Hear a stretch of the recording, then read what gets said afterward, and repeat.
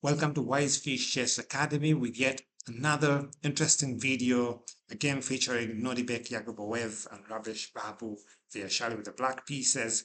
This game happened at the Wijik in Netherlands, round 4 on January 21st in the Tata Steel Challengers. Now, this was a beautiful game. In the Queen's Gambit declined with with Cambridge Springs variation that was played in this game. So Viashali with the black pieces and Nodibek with the white pieces. Now, before we start, this game had controversy because Yakubboev declined to shake hands with Viashali, and that really made a lot of news. But the game uh, uh, was really a highlight for me, aside the shaking of hands. So let's just go through it. This is the Yakubboev with the white pieces, and he went d4, d5, knight f3, knight f6, uh, more like a mirror position, and then c4 comes here, but black does not take it, so we get into a declined variation where we have knight c3, c6, bishop g5, knight d7, and basically we are in the Cambridge Springs variation of the Queen's Gambit declined. So what happened here is that Rabbit played Queen a5. Now this move is very serious, and the threat is very simple. Knight to e4.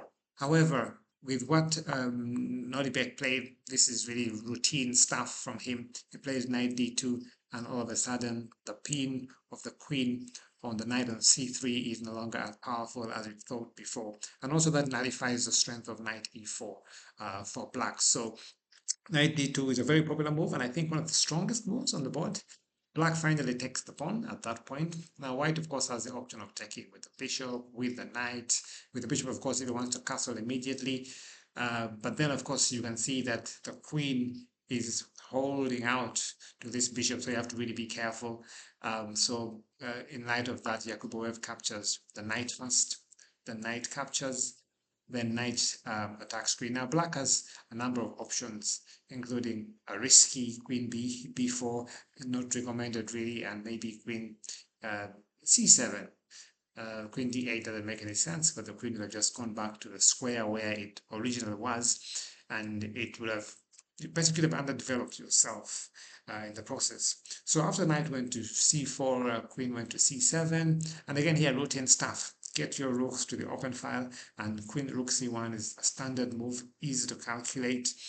Bishop d6, a rather strange move from my perspective, because usually you want to treasure your bishops in such positions, but Viashali just gave up the bishop. That move did not make a lot of sense to me, but as the game progressed, it started to make a lot of sense with what she did with the rest of our pieces when the bishop was finally captured. It wasn't taken at that moment. Nodibek played f4, a very interesting move just to solidify the hold on the square d5, and the game went on castles. Normal development, bishop d3, and finally Viashali moved the bishop away back to e7. So the question was, why did she actually put it there? Why not play it there directly? And maybe the answer would be that she was forcing f4 to happen. Now, whether f4 is a weakness or not, it's arguable. Maybe the knight could be able to go to d5 or maybe to g4 later on and put pressure on this pawn on e3. It's just unclear for me why the bishop had to go to d6 first, where it could be captured by knight, and then go back to e7. But from white's perspective, it's understandable. This knight on c4 is really powerful. I wouldn't capture that bishop either. So it makes sense for how the game went f4 and then castles and then bishop got back. So white also castles. c5. Now the typical break here, black has to do something because you can see that white is fully developed. Black has problems with his bishop with our bishop on c8 and the rook on a8, and so it has to release the pressure immediately. The easiest way is to create a lot of pressure on the center immediately. So c5 is an understandable move. Queen d3, this move is interesting. It leaves an isolated pawn in the center, but hey, nobody is rushing for it. So captures the queen, and this looks a bit dubious because the queen is getting itself in the line of fire. with the rook. However, it's also creating some interesting dynamic pins, dynamic play with a pin on the pawn on e3. So the game is starting to get exciting. So knight goes to d5, and this is what looked scary at first when I was looking at the game. Viashali really is not bothered about those bishops. She's really just saying, take them if you want. And this looks a little risky if you consider threats like knight going to e4 with a discovery on the queen, and then also threatening the knight on c6. This knight is also hanging, bishop's also hanging on d7. So the game is getting really exciting. And in fact, for me, I began to really enjoy this game at this moment. It became crazy and a bit risky for, well, understandable the player at this level can, play these kind of complications. But for a lower rated player, this looks a bit quite risky with the way Viashali played. Well, she justified it with a beautiful something that you're going to find out somewhere in the middle of this game.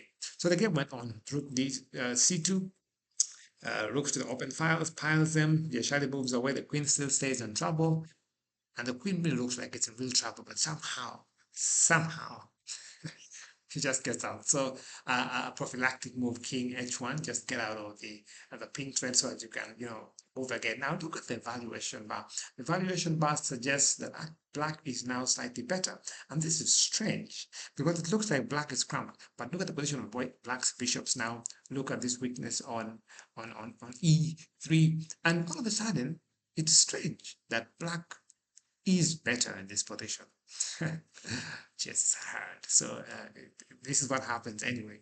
So bishop c6. Now that's a very interesting turning point. With the intention to trap the knight, we all know that the knight cannot be trapped because it can simply just draw back to b5 and it's heavily protected. The only problem with that is that there's a rook sacrifice on bishop d3, and then so effectively probably cannot get out. But I love this game. So knight takes.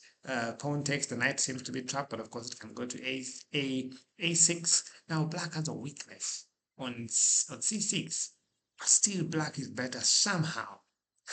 Black is still better according to the evaluation. Now the game went on.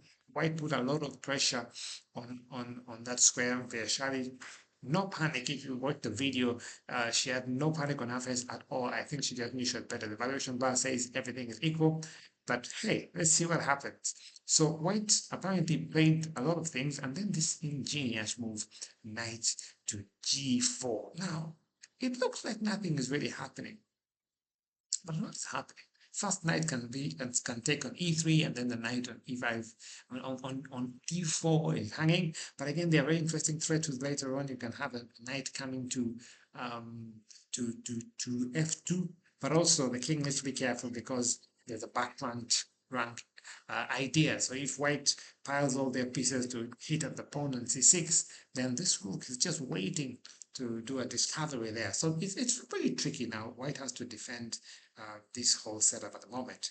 So plays bishop attacking rook. Viashali plays the rook to the best square, still protecting the pawn. Now this pawn is really, really weak. See what happens. So black takes it. Now, this is the turning point in the game. I do not know what happened, but sometimes the king shift is very important. Now, in light of the ideas of the knight that I talked about and the background threats, Viashali did not respond to this move, but just attacked the knight. Now, you can't take the queen, or maybe you can. When you take the queen, then you're gonna get into a lot of trouble. So if you can just take a few seconds there and say, if I take with the queen, what will happen? Let's say rook takes the queen. All of a sudden, the valuation bar you can see has gone down to -6. And the threat here is very, very direct. Now, just think about it for a moment. What is the threat in this position? When you actually think about the threat, what is happening in the position? When you look very carefully, everything looks like I just gave up a queen, but white lost. Now I leave that to your curiosity to just figure out what was going on in Yakubboev's mind when that move was played, and he realized I actually cannot take that queen because the threats there are very, very, very, very bad. And of course, this is direct checkmate. You have to play queen back, and you lose your queen anyway. So this is really bad. And then you lose the rook in the end. So you'd have lost a full piece in the process. So he realized that I actually cannot take the queen. So the game went on, bishop attacks rook. The Viashali now exchange the rook. And it happened again. The rook is there. Viashali just ignored and said, I'm going for the same idea again. You cannot capture the queen in light of this. And this time it's a checkmate because the bishop is no longer helping the queen on f1. And really just chaotic game all of a sudden from a silent, peaceful kind of setup. So what happened? Bishop goes here. Of course, if you take the bishop, he has some ideas of taking the queen because now there's no way to enforce the checkmate. So when bishop captured here, that's when Yakubboev resigned, because at this point, at this moment, there's really nothing you can do. If you take the bishop, then he will can simply take the rook, and you're a piece up, and you're still threatening mate, because you cannot even push this to get out of that. So the game basically was very beautiful. At this point, when Viashali captured the knight on d4, Yakubboev resigned. And this was a very interesting game with all the controversy of shaking of hands that did not happen and so on. For me, it was just a beauteous game after the double queen sacrifice. Because the Viashali sacrificed a queen twice, but interesting to see how there was no way for Yakubboev to capture that. So he looked totally shocked on the board by this beauty. Thank you, viewers, for watching this video, and please subscribe for content from Whitefish Chess Academy. See you next time. Bye-bye.